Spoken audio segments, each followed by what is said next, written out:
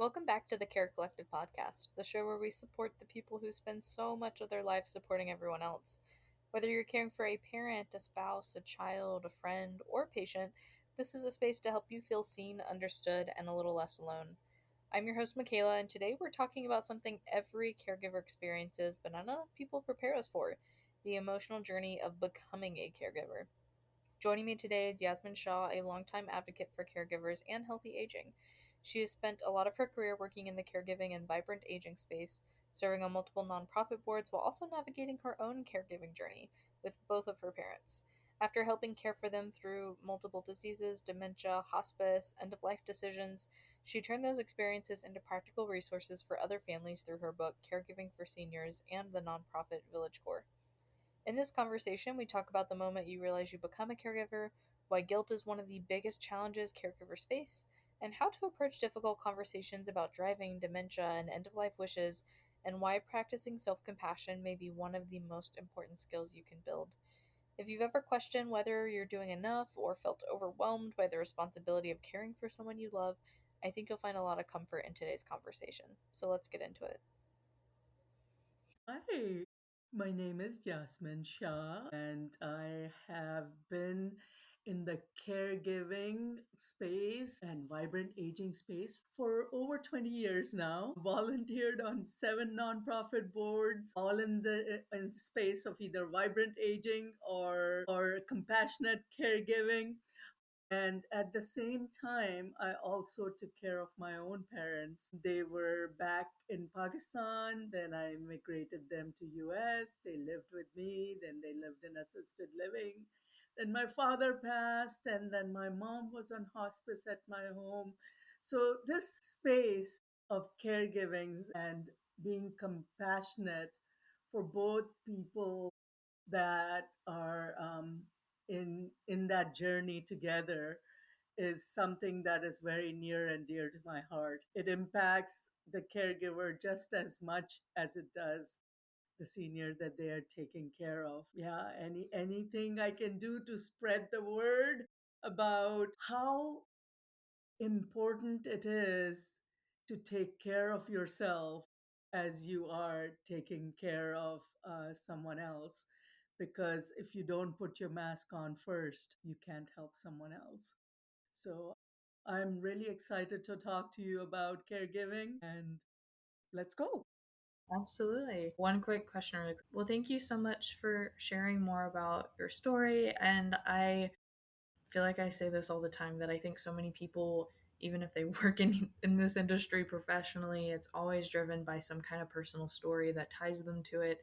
I think it's very rare that people are ever thrown into this world by accident. It's always, well, maybe it was a literal accident that possibly caused them to become a caregiver, right? But it's never something that people always choose just because it is very difficult and lots of different challenges that come with it, right? So if you think back on your story and your time as a caregiver, did you always kind of associate caregiver with your identity? Was there a moment that you kind of realized, oh, I'm a caregiver? What was kind of that identity, I guess, behind when you became a caregiver in your eyes? Yeah, that's a really interesting question. And I actually address that in my book because it takes a moment for somebody to realize, my gosh, I'm in a role that I never expected to be. Most people Absolutely. think about being a parent, right? I want to have a child. I want to take care of a child. You know, how amazing will it be to be on that journey to nourish that little child and play with him and play with her and enjoy the time with the child, right? Most people think of that with really looking forward to that journey, but no one steps back and thinks, one day my parent is going to be like a child, and I'm going to be in a position where I will have to be the adult in the relationship and take care of the parent. So for me, I think once my dad retired, and he was a high powered executive, and thousands of people in his company. He was the CEO of the company. But when he retired, he became a full-time caregiver for his wife, and she had Parkinson's.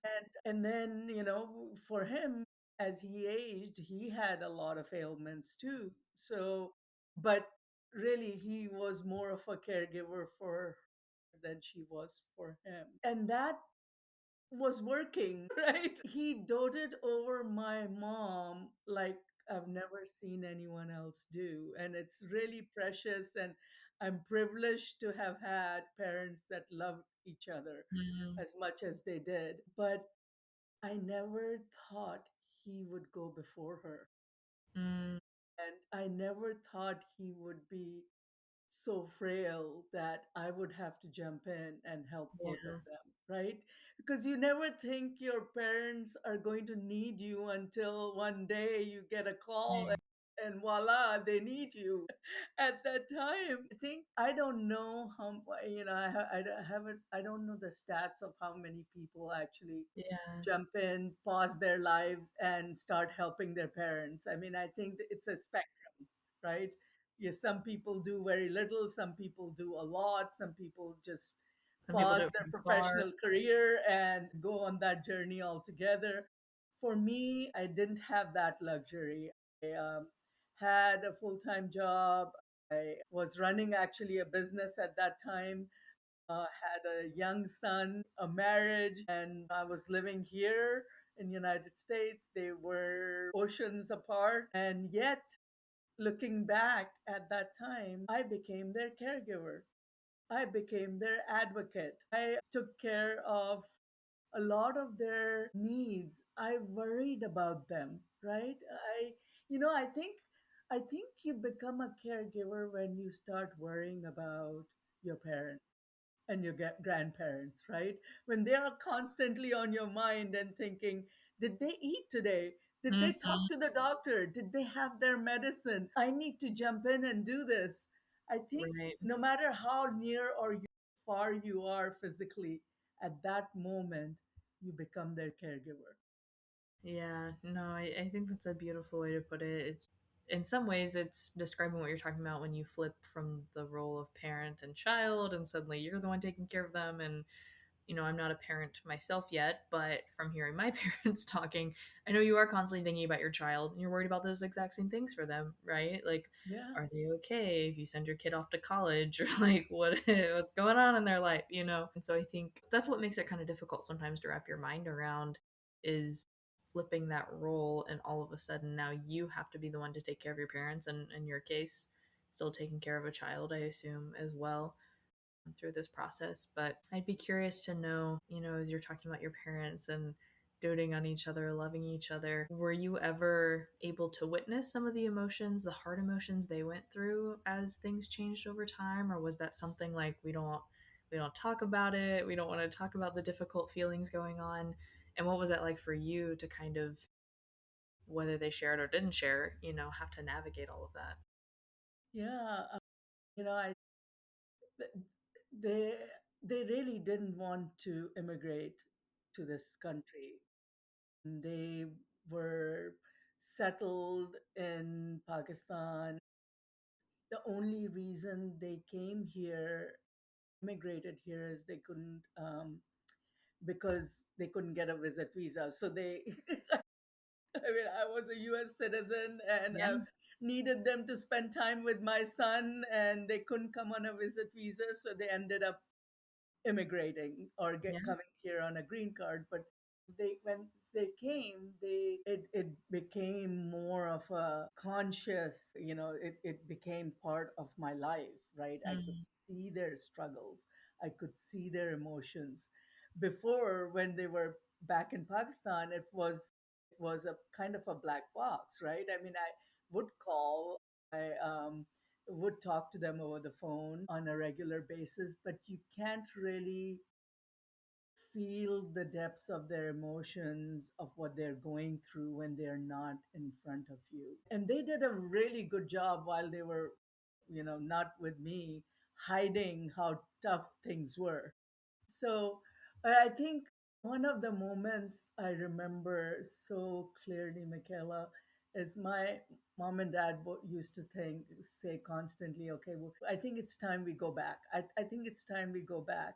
We can take care of ourselves. They used to say. But then one day, my dad fell in the bathroom, and my mom had me come down to try and help her. And that was the moment that she realized that they couldn't live by themselves, that they Yeah. really needed someone's help. And the emotion on her face and her voice was that moment where I knew. Yeah, I worked and provided home care to some individuals previously, and one of them had also immigrated from another country, and it was very difficult for her to just, feel different in this world that she was still trying to understand, in a place that, she did speak English, and so the language fortunately was not a as big of a challenge for her, but all the time she would just be talking about home and wishing she could go back and all of these different things that I think, as she started having memory problems, that became an even bigger point of concern, a bigger challenge, if you will, just because not understanding and dealing with the grief of not being able to go home is just a different kind of feeling for somebody, especially as I can imagine realizing you can't live on your own. Travel may not ever be, feasible again as people kind of age and go through these challenges. So, did you kind of notice an added level, I guess, of complication to your caregiving situation? Yeah, yeah, yeah. After my dad passed, my mom deteriorated even more, and she had dementia. And there was this one day, and if you know anything about taking care of people with dementia, you know that when they are in a different reality, you don't challenge their reality. You go into their reality and act as if that's the reality at that moment. Absolutely, yeah. And so it was one of those days, and she said to me, I want to go home. And Mm, I said, well, you are home. She said, no, I really want to go home. I said, okay, let's do that. So I put her in a wheelchair and took her out for a mm, walk. And I said, okay, I'm taking you home. yeah. And she bought that.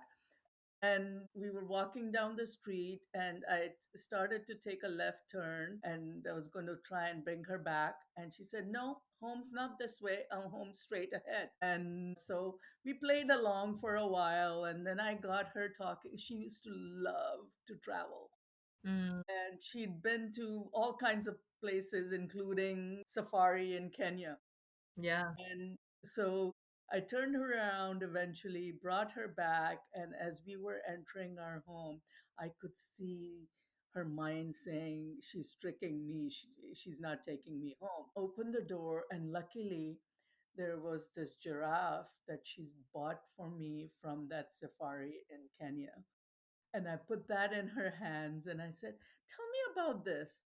And then she was so happy. She Yeah. remembered the stories from that visit, and we changed the subject, and there we were. But yeah, it is, it's hard.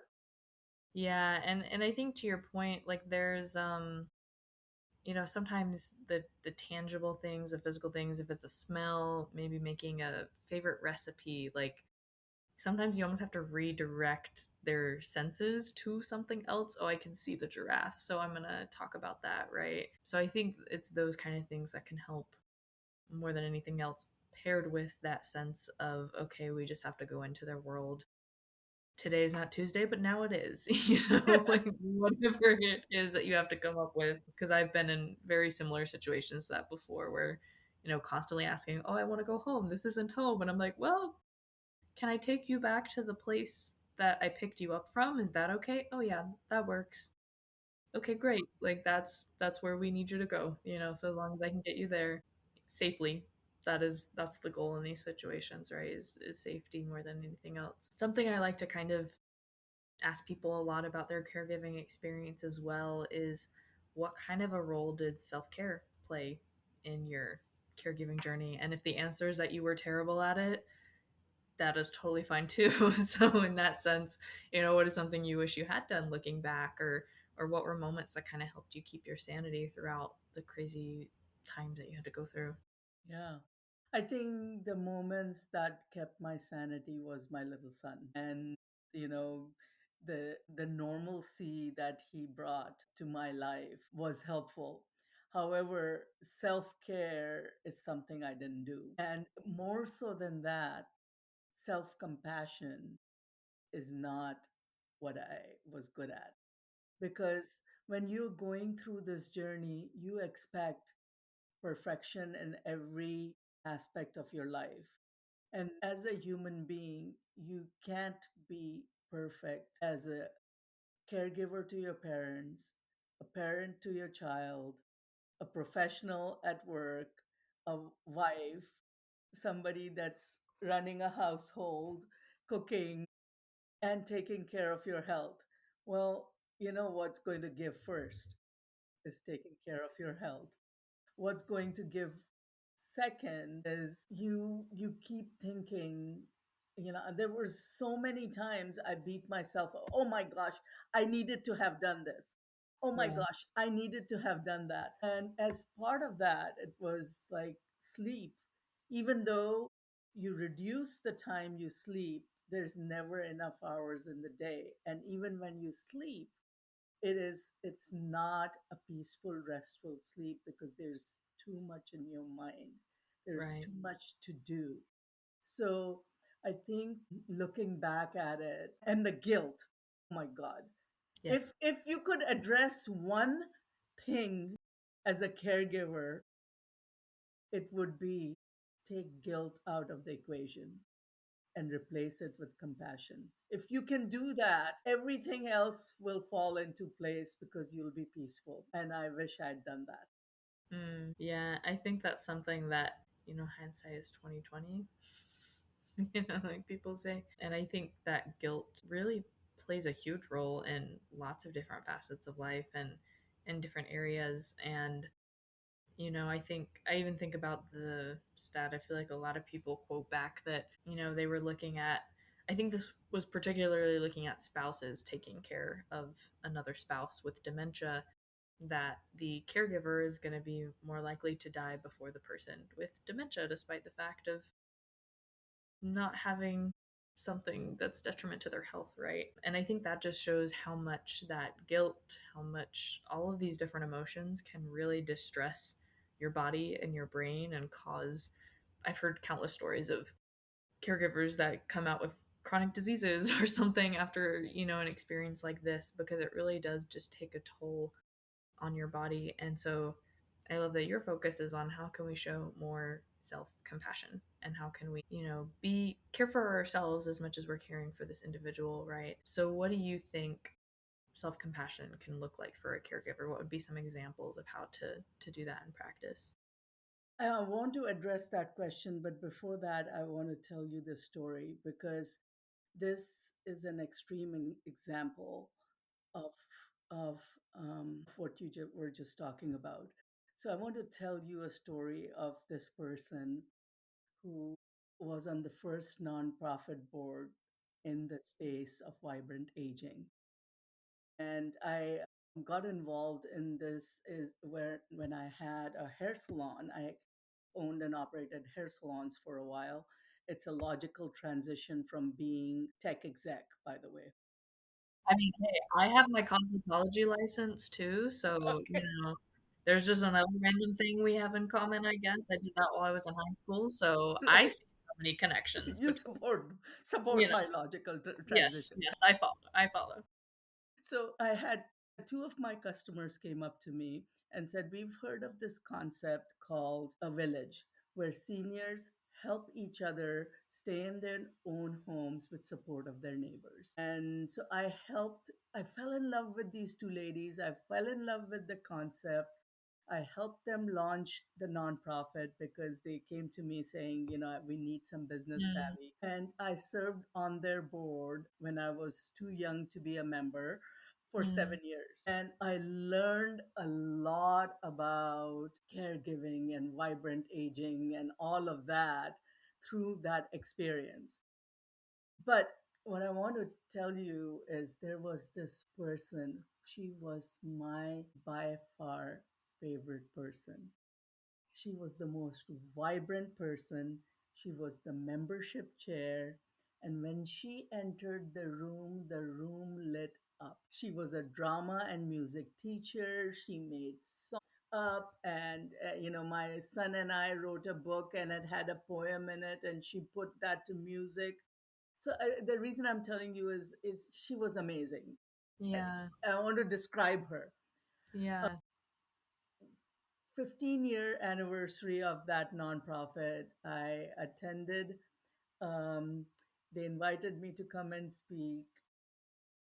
She was there. She had full on dementia. She did not recognize me. Her husband, she was really angry at her husband that day.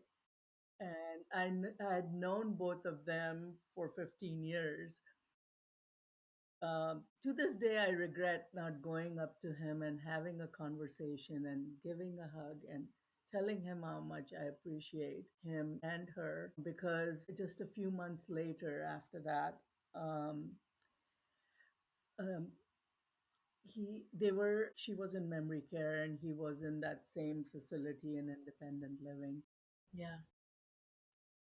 He shot her and then he shot himself. And, I don't know what his motive was, if it was frustration, if it was just overwhelming, or it was compassion for her and for him. I don't know what the motive was, but the fact of the matter is sometimes it can become really overwhelming. And it's really so important to be compassionate. So I think just understanding, to answer your question, just understanding that you are not the only one that feels the way you do, and that others are on that same journey can be so helpful.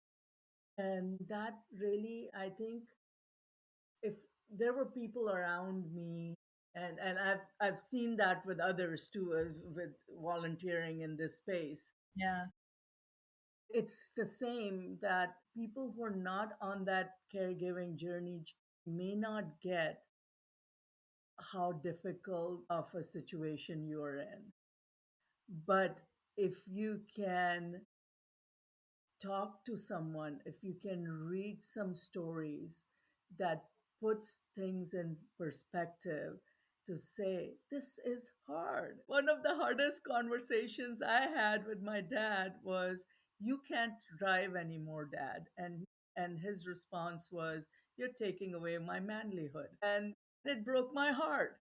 And Yeah. I think if you are going to have those conversations, just knowing that it might be a tough conversation, to be prepared to have that conversation.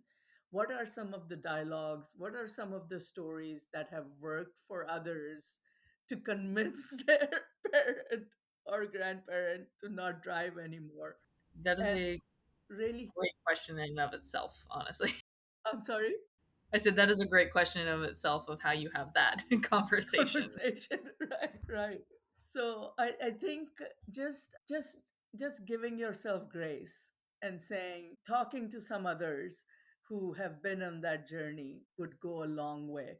Because you can sit here and say you should take time to meditate, you should take time to exercise, you should make sure that you're going to your own doctor's appointments.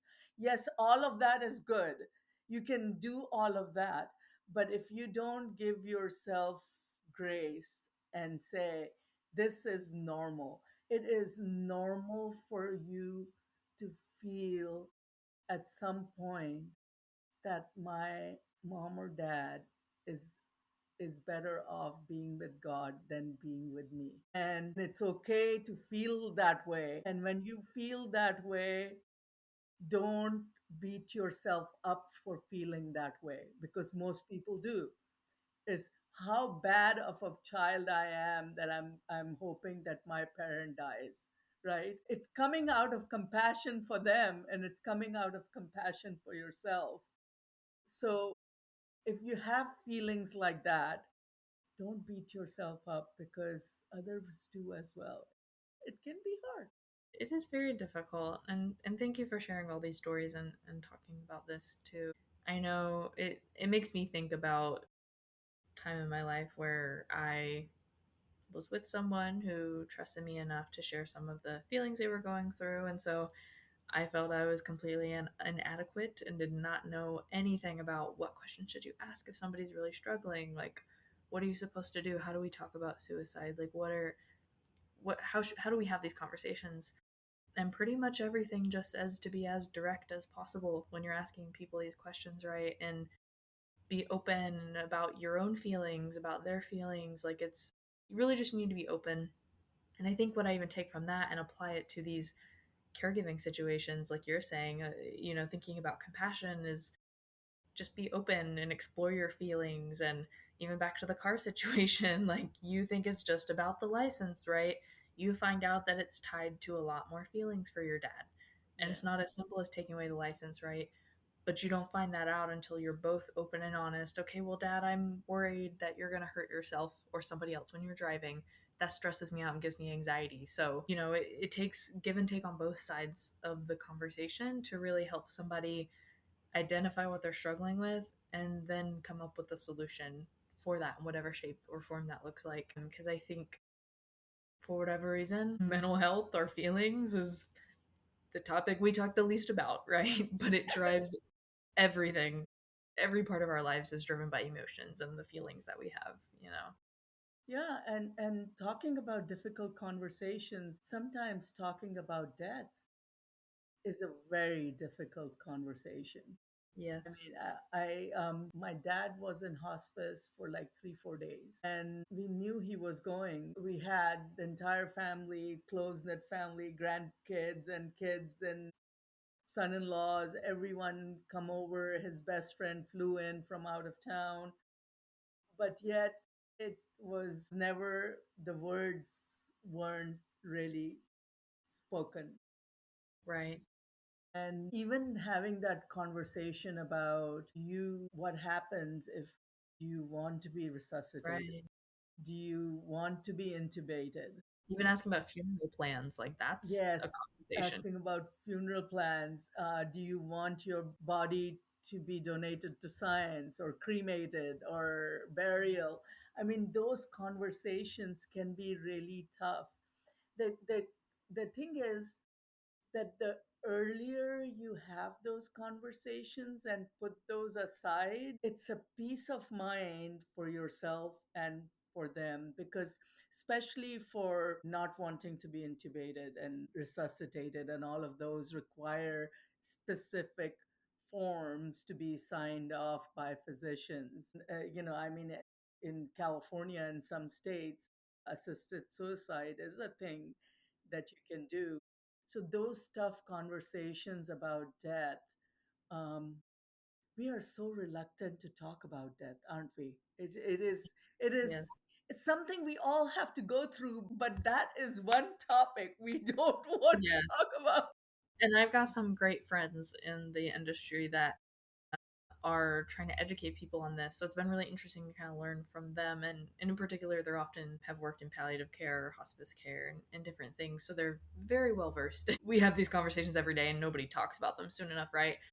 But I think one point that I thought was interesting that I took away from their conversations was, maybe find, oh, your aunt died. Hey, mom, you're kind of getting to the same age that aunt so and so was. Like, have you ever thought about what you would want your funeral to look like? Or hey, a celebrity that they like dies and they bring it up. It just kind of lead its way into normal conversations because it should be able to be a normal conversation. Conversation. The But again, topics, the feeling behind it is what makes it difficult. yeah. I think there are some people that are very good at planning their life, and then there are people that bury their head in the sand and don't want to deal with it until the crisis happens. You find all kinds of people. Yeah. I mean, in some respects, it's easier when both the caregiver and senior are planners, and or if they're neither one of them is a planner. But when one is a planner and the other one is not, it can create a lot So of were friction. you the planner in your care relationship then, or were you the one putting things off? Or I guess a No, mix. having been around all of that from all the nonprofit work that I did, I was a planner. And in fact, I wrote this book as a cathartic exercise for me because my parents were so giving all their life. I was like, how can I take their legacy and the difficult experiences of their life and help others from it? So that's why I wrote this book. And a nonprofit that I was on, there was a retired admiral on the board. Mm, I gave him a copy of my book, and he said, I am just getting ready to put together all my decisions and all my plans for both me mm. and my wife. So this book is very timely. He said, give me another copy so I can send it to my daughter who's going to come and visit. And he told his daughter, you're not to come in to visit until you've read the whole book. So Yeah. you can see that military mindset in him, right? Yeah. When she came, he said, we went chapter by chapter and planned everything. And we made all the decisions. We documented all the decisions. And then he and his wife had combined 8 kids. He bought 7 more copies of the book. He took the plan. He sent the book and the plan to all the other kids and said, read the book, read the plan, and then ask questions now. Because when time comes, this is the playbook your sister's going to use to take care of us. Mm. And at that time, you need to leave her alone because this is the playbook we want. So if you have a problem, ask now. So that is an extreme Well, planning. I'm sure it was helpful because I know this friend that I'm talking about, Christy. She's in Florida, and I guess Florida law says that if the person cannot decide, and if the spouse is already passed away out of the picture, it's up to the children to decide. And a majority of the children, I think she said she had a woman that had 7 or 8 kids come in, and none of them could agree on what the care plan should be, and so she was Yes, stuck trying to get them to get all on the same plate because that's the only way she could get anything to move forward and make any kind of decision on what are we going to do here for this woman and what kind of care are we providing, right? So I think especially if you're in a situation with siblings, having even if it's a militant level of control over your plans, right? I'm sure that is so helpful because I think that's the last thing. I think is the best gift a parent could leave their children is, hey, we want you guys to get along and not argue while I'm dying.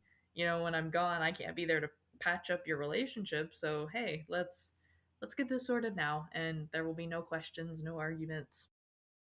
That's it. I can't imagine anything better for somebody, quite honestly. yeah.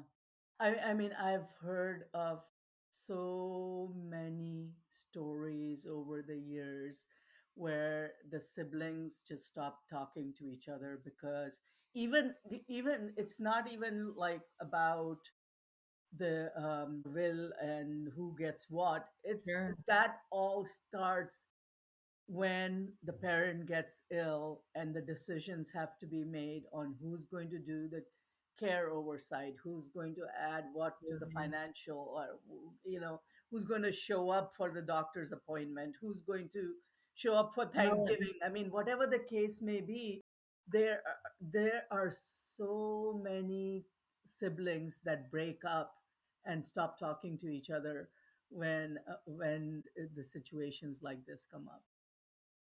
and these kind of, especially medical decisions, things can change so rapidly between something that your decision might have been one thing, but then, oh, now that you are actually dealing with this disease, now your decision is going to be completely different on, whether you want to be resuscitated or not, knowing what you're going through. So it can even become difficult over time as these decisions have to be made constantly if you don't have something to kind of give clarity and guidance on what those wishes are. Right. Is unfortunately something that happens as well. But regardless, what is the name of your book and where can people find it? I guess clearly it sounds like it was helpful for that guy. So I'm sure lots of other people would appreciate that as well. So the name of the book is Caregiving for Seniors. Not very complicated. I mean, hey, exactly what you're getting into when you pick it up. And we have a companion app called the same, Caregiving for Seniors. And the two things we've been talking a lot about is learning from others and feeling like you're not the only one, and listening to the stories and saying what dialogues might work. That's what both the book and the app are about, as well as having resources in your tool belt. When you're going to have that conversation about you can't drive anymore, you better be sure that you are ready to install the Uber app, the Instacart app, the Amazon app. Somebody ready to pick them up and drive them or whatever. Exactly, exactly. So that's what the app's supposed to do. Also, the topics of conversation. What are some of the questions you want to ask? And so we've got conversational starter questions that you Yeah. might want to go through in the app.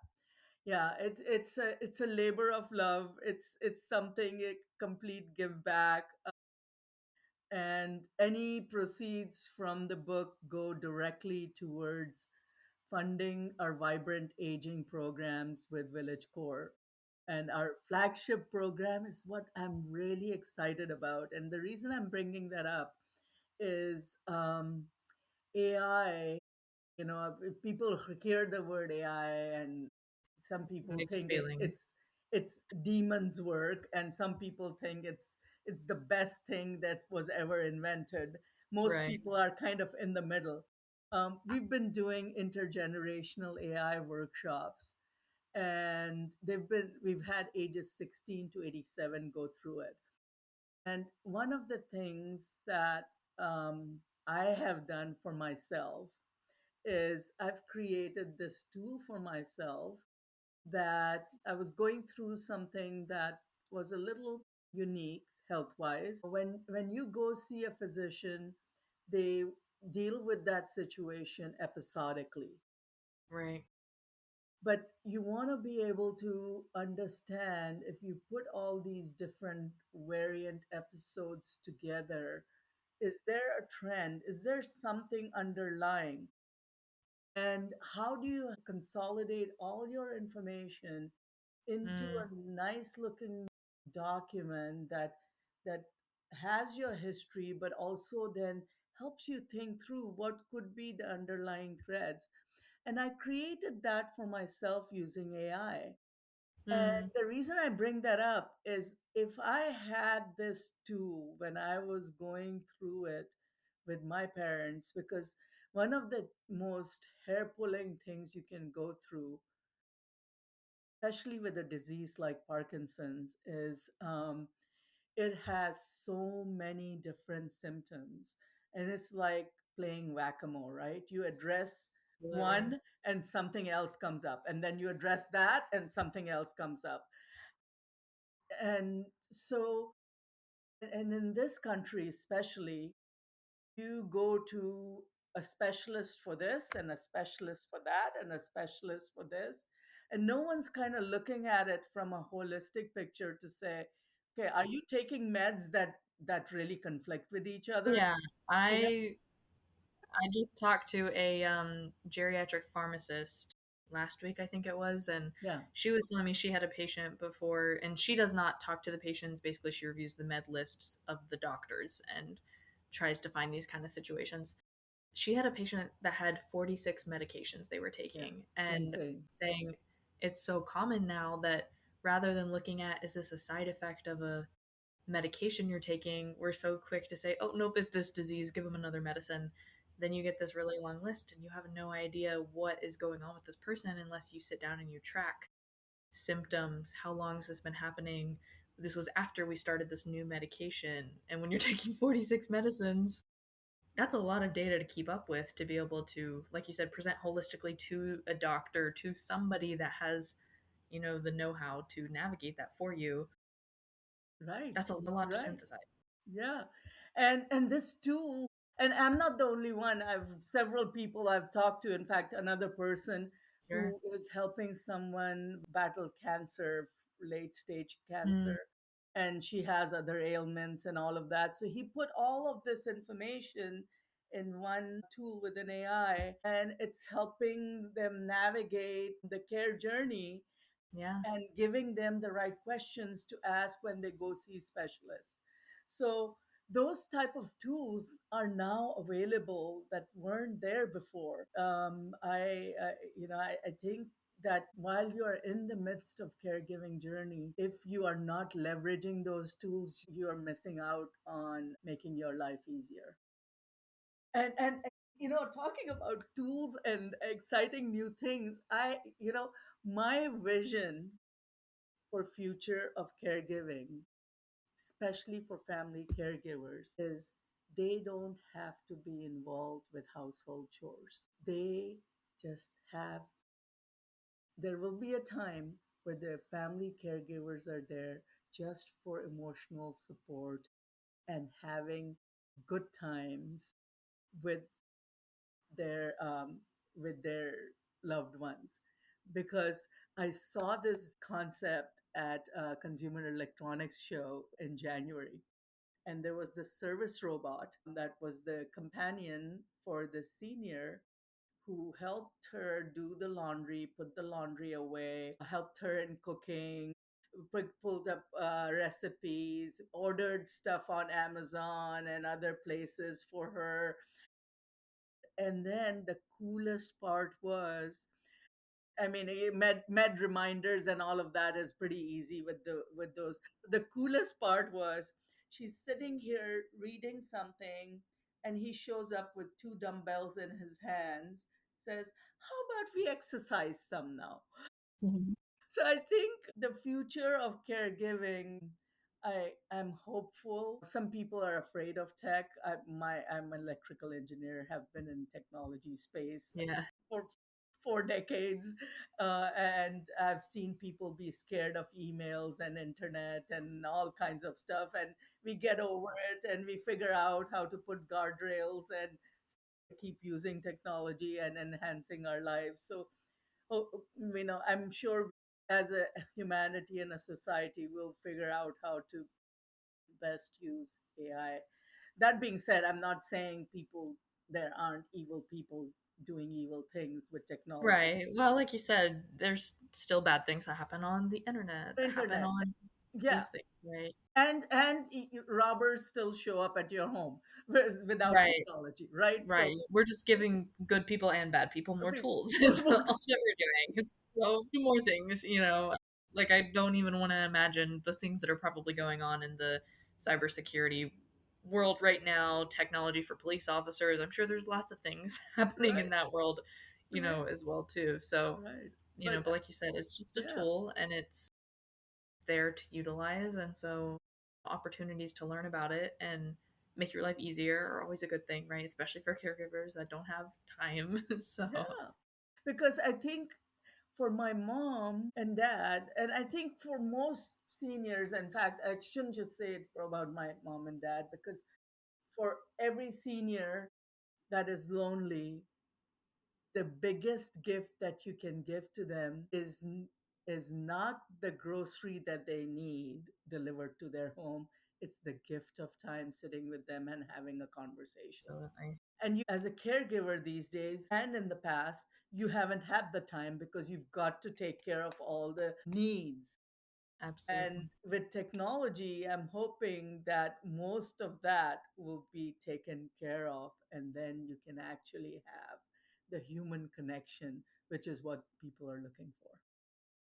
Absolutely. No, I couldn't agree more. I think that, while we have all these cool tech and, tools that we can use, I still think there's nothing more healing than people and getting to build closer relationships and emphasizing that we can grow closer together, we can have these memories, we can spend more time with each other, because I think that's what caregivers ultimately want, especially as they near the end of somebody's life, is just being able to spend as much time as possible with that person.